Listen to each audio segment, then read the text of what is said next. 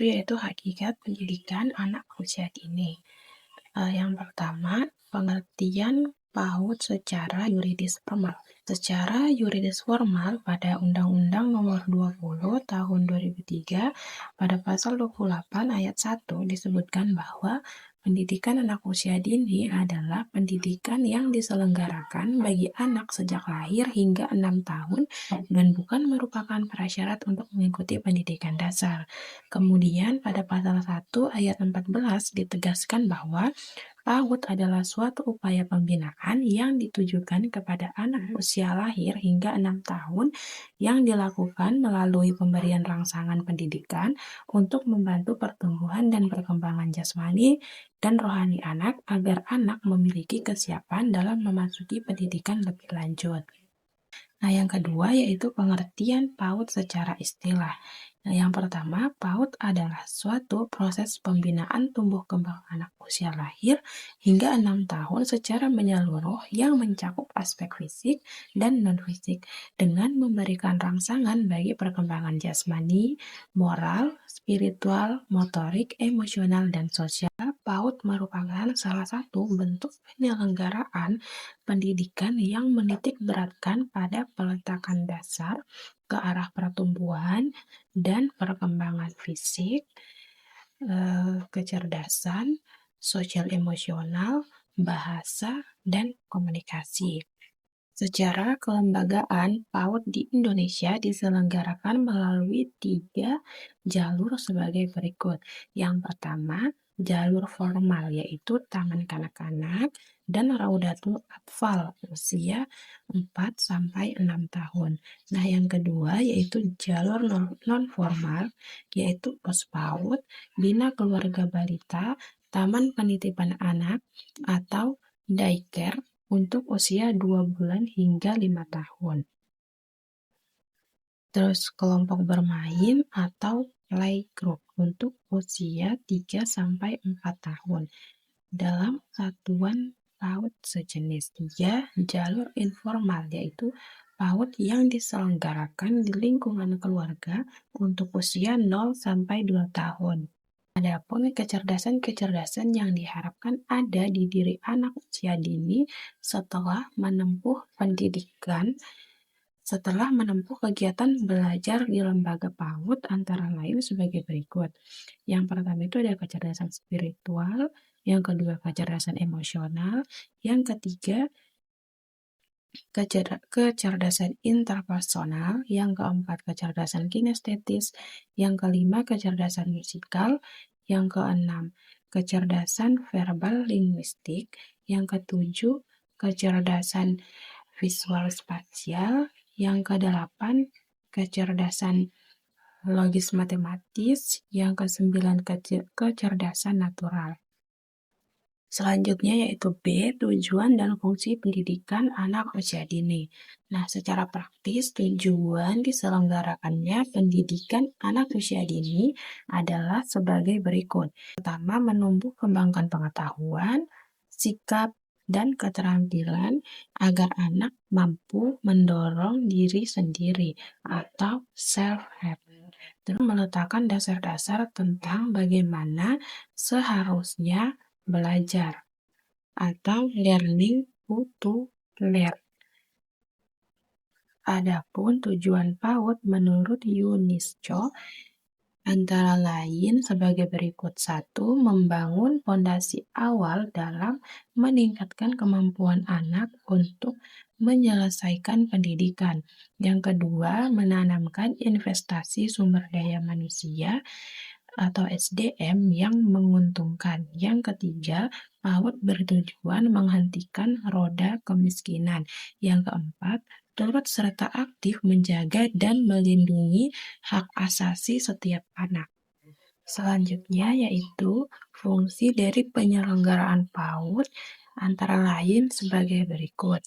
Yang pertama, sebagai upaya pemberian stimulus pengembangan potensi fisik, jasmani, dan indriawi melalui metode yang dapat memberikan dorongan perkembangan fisik atau metode dan fungsi anak. Yang kedua, memberikan stimulus pengembangan fungsi akal dengan mengoptimalkan daya kognisi dan kapasitas mental anak.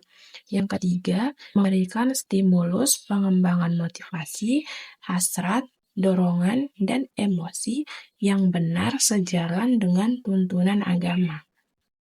Sementara itu, menurut penulis, fungsi PAUD adalah sebagai berikut. Yang pertama, menguatkan jaringan sel saraf pada anak usia dini yang dapat berimplikasi pada optimalnya kecerdasan anak. Nah, yang kedua, menjadikan pertumbuhan fisik anak berlangsung optimal. Yang ketiga, menjadikan perkembangan psikis anak berlangsung optimal yang mencakup aspek agama dan moral, kognitif, bahasa, serta sosial emosional. Dan yang keempat, menjadikan anak memiliki kesiapan untuk menempuh pendidikan di jenjang pendidikan dasar. Yang kelima, bakat dan minat anak dapat ditumbuh kembangkan dengan berbagai kegiatan bermain yang diberikan oleh guru PAUD kepadanya. Selanjutnya, bab 2 yaitu tumbuh kembang anak usia dini. Yang pertama, anak usia dini ditinjau dari sudut pandang fisiologis. Fisiologis adalah sesuatu yang berhubungan dengan fisiologis atau cabang biologi yang mempelajari susunan dan fungsi-fungsi normal tubuh serta mengikuti proses alami tubuh. Jika AUD dilihat dari sudut pandang fisiologis, maka ada dua rentang usia pada mereka. Yang pertama, bayi dan toddler, yaitu usia lahir hingga 3 tahun. Yang kedua, masa anak-anak awal, yaitu 3-6 tahun. Selanjutnya yaitu B, anak usia dini ditinjau dari sudut pandang psikologis. Pada sudut pandang psikologis, perkembangan anak dipetakan ke dalam 4 aspek perkembangan. Yang pertama yaitu agama dan moral, di mana kemampuan anak usia dini dalam hal memahami Tuhannya dan mematuhi aturan sesuai dengan ajaran agamanya. 2 yaitu kognitif, yaitu semua aktivitas mental yang berhubungan dengan persepsi, pikiran, ingatan, dan pengolahan informasi yang memungkinkan seseorang memperoleh pengetahuan, memecahkan masalah, dan merencanakan masa depan atau semua proses psikologi yang berkaitan dengan bagaimana individu mempelajari, mengamati, menilai, dan memikirkan lingkungannya. Selanjutnya, Jean Piaget, anak usia dini berada dalam 2 tahap perkembangan kognitif. Yang pertama, tahap sensori motor usia 0-2 tahun, di mana anak belajar dengan alat indranya, yaitu dengan meraba, membau, melihat, mendengar, dan merasakan. Yang kedua, tahap praoperasional, yaitu usia 2-6 tahun. Pada tahap ini terjadi peningkatan drastis dalam penggunaan simbol atau kata-kata dan imajinasi untuk menggambarkan benda, situasi, dan kejadian. 3 yaitu bahasa, alat dan cara untuk berkomunikasi karena pikiran dan perasaan individu dinyatakan dalam bentuk lambang dan simbol.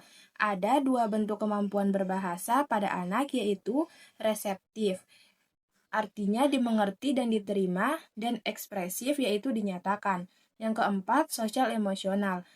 Adapun perilaku sosial anak usia dini berdasarkan tahap usia perkembangannya.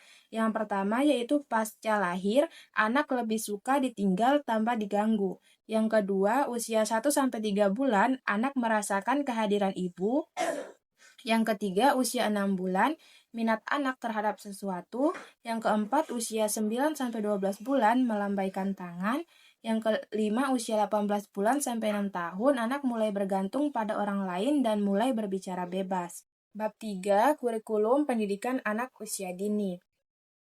A. Program pengasuhan. Pengasuhan adalah proses, cara, atau perbuatan menjaga dan membimbing anak usia dini agar tumbuh kembangnya berlangsung optimal.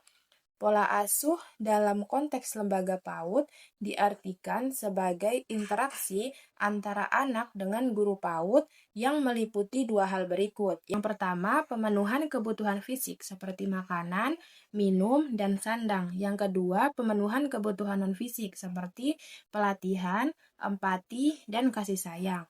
Ada 3 model pola asuh guru PAUD terhadap anak. Yang pertama yaitu pola asuh otoriter, di mana kekuasaan guru PAUD sangat dominan.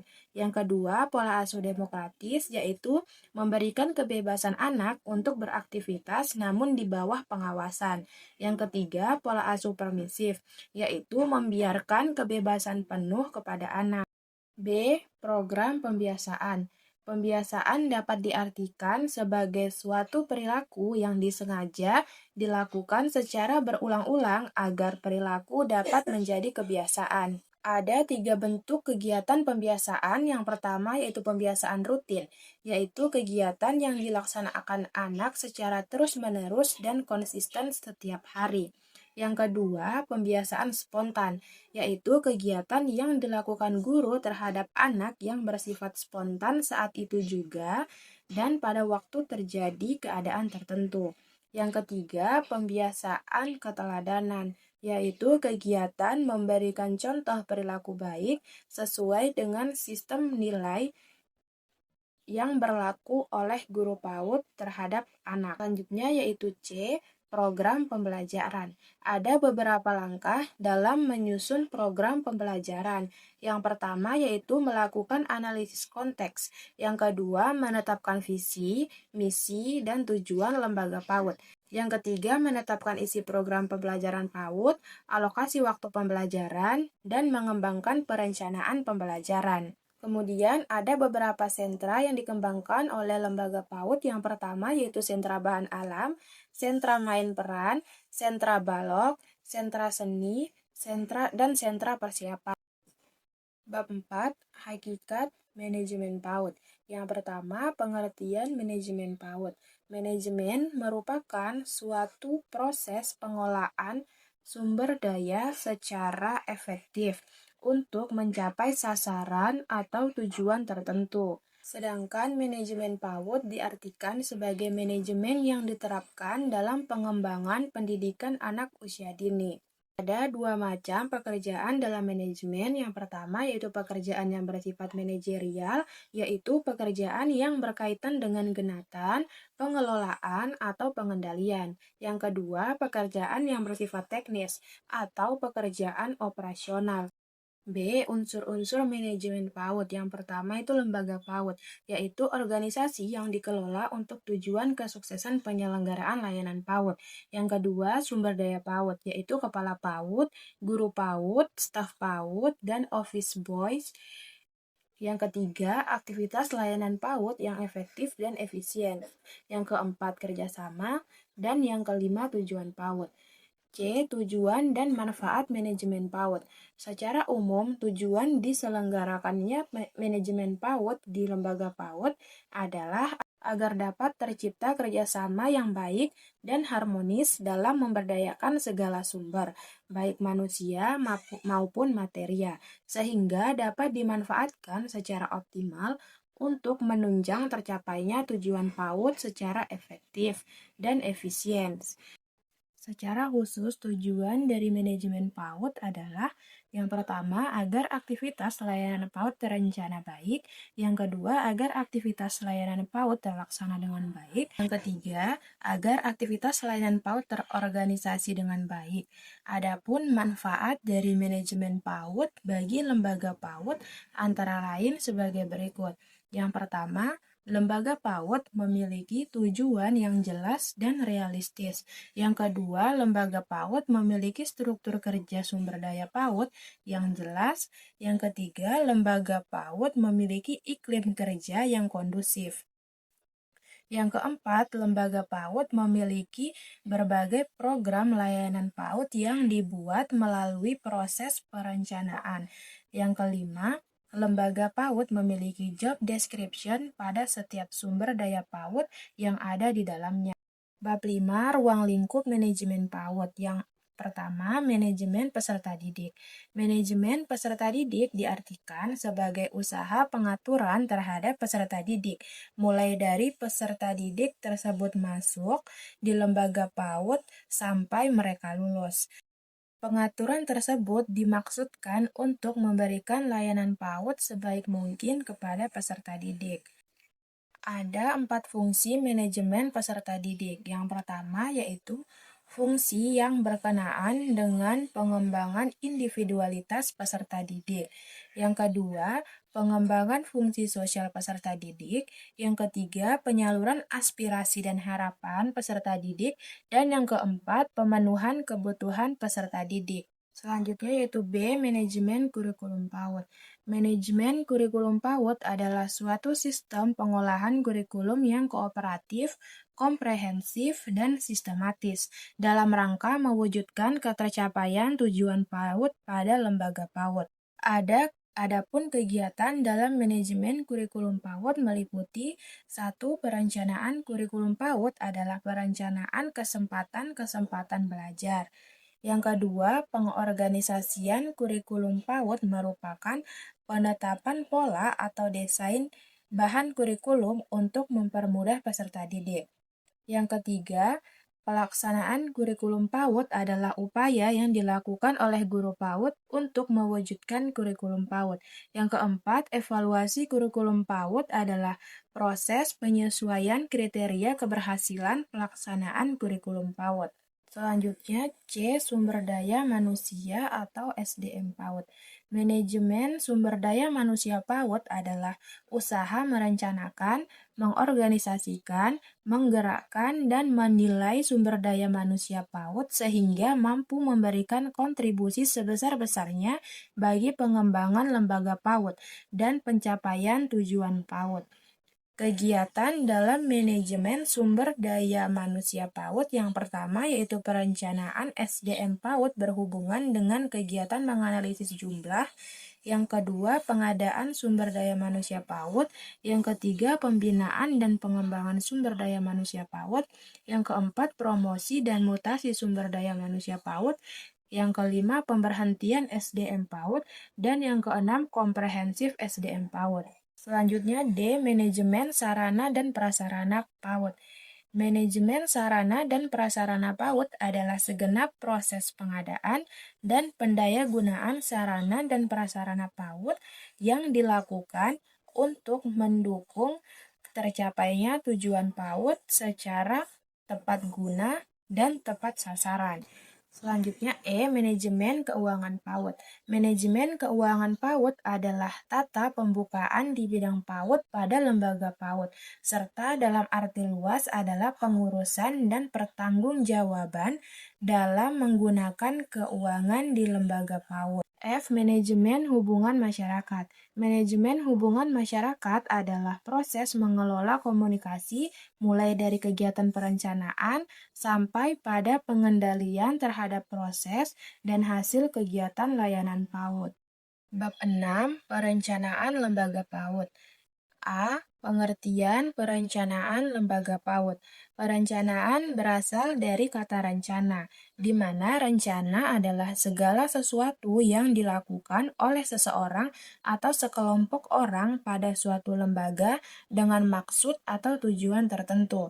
Secara sederhana, perencanaan diartikan sebagai upaya merumuskan suatu maksud atau tujuan untuk memperkirakan apa yang akan terjadi, memperkirakan apa yang akan dilakukan, memprediksi pencapaian suatu keberhasilan, dan menganalisis langkah-langkah yang harus dilakukan.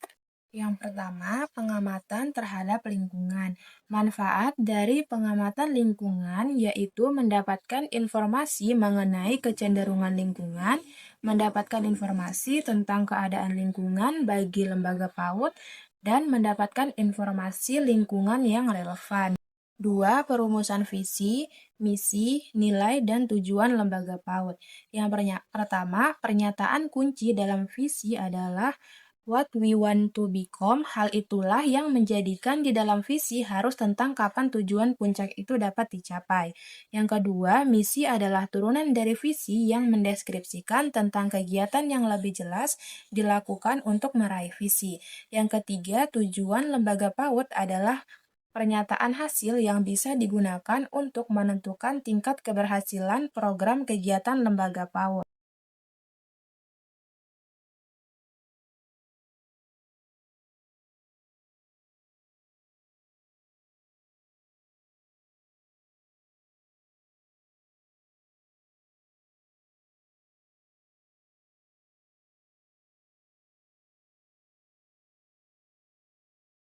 B. Tujuan dan manfaat perencanaan lembaga PAUD. Secara umum, tujuan dari perencanaan lembaga PAUD adalah untuk mendapatkan rumusan tujuan PAUD yang hendak dicapai oleh suatu lembaga PAUD serta mendapatkan berbagai deskripsi mengenai langkah-langkah yang harus dilakukan untuk mencapai tujuan PAUD. Adapun manfaatnya yaitu lembaga PAUD memiliki kebijakan-kebijakan yang dijadikan sebagai dasar dalam penyelenggaraan layanan PAUD, memiliki dokumen visi, misi, tujuan, dan strategi-strategi dalam mencapai tujuan PAUD, dan memiliki target yang harus dicapai dari layanan PAUD yang diselenggarakan. Bab 7. Pengorganisasian lembaga PAUD. A. Pengertian pengorganisasian lembaga PAUD.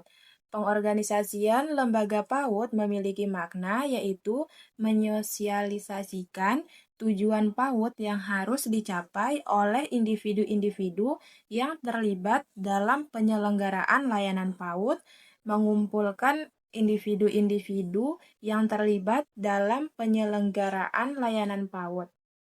B. Proses pengorganisasian lembaga PAUD.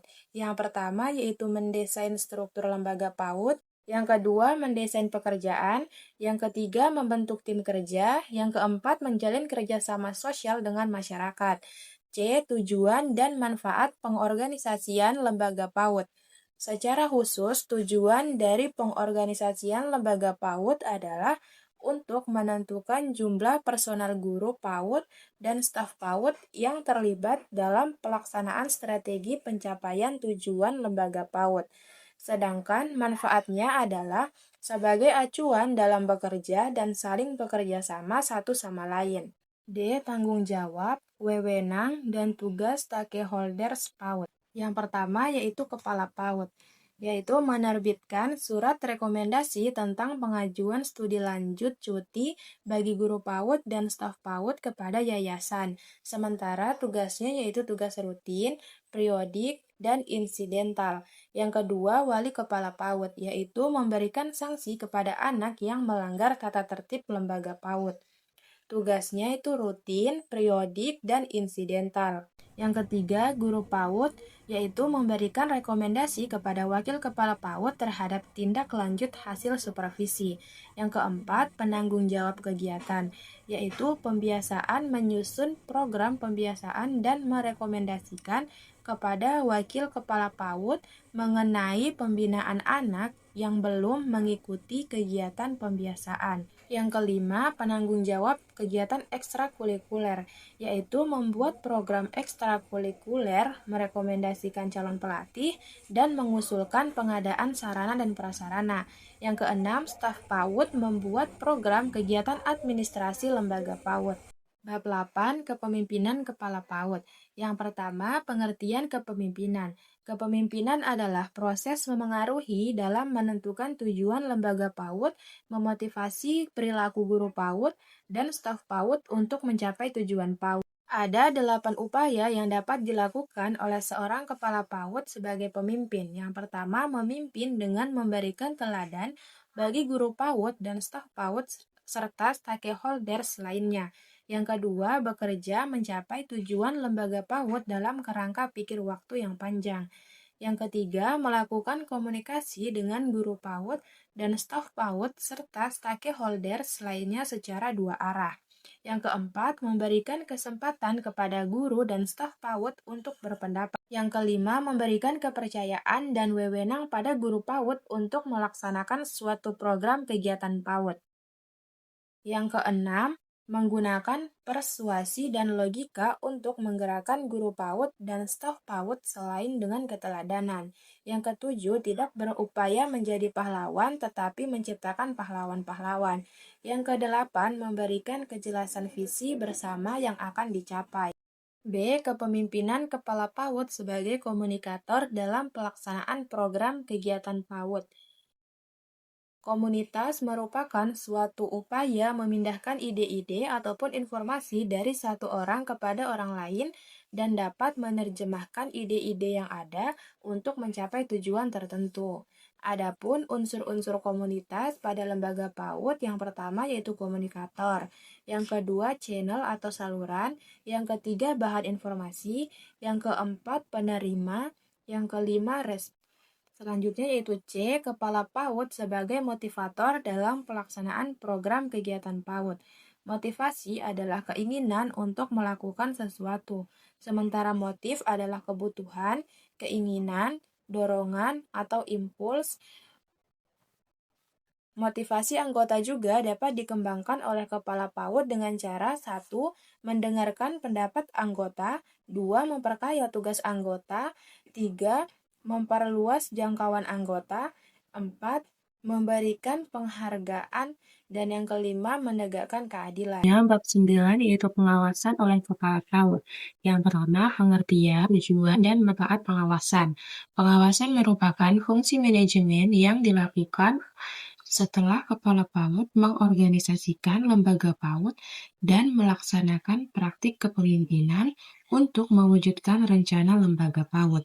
Adapun tujuan dari dilakukannya pengawasan yaitu 1. Untuk menentukan tingkat keberhasilan guru dan staf PAUD. Yang kedua, untuk mengetahui faktor yang menghambat pelaksanaan kegiatan. Yang ketiga, mendapatkan alternatif solusi dari setiap hambatan. Yang keempat, untuk mendapatkan bahan masukan dalam membuat perencanaan lembaga PAUD. Selanjutnya yaitu B. Tipe-tipe dan teknik-teknik pengawasan. Tipe pengawasan, yang pertama preliminary, yang kedua concurrent control, yang ketiga feedback control. Selanjutnya C. Tahap-tahap pengawasan. Ada 9 tahap pengawasan. Yang pertama yaitu menentukan objek pengawasan, yang kedua menentukan titik atau bagian-bagian, yang ketiga menentukan standar atau kriteria, yang keempat menentukan teknik pengawasan, yang kelima menentukan prosedur pengawasan. 6. Menentukan kegiatan pengukuran, 7. Menentukan devisi, yang ke-8 mengadakan tindakan koreksi, dan yang ke-9 menentukan konklusi akhir.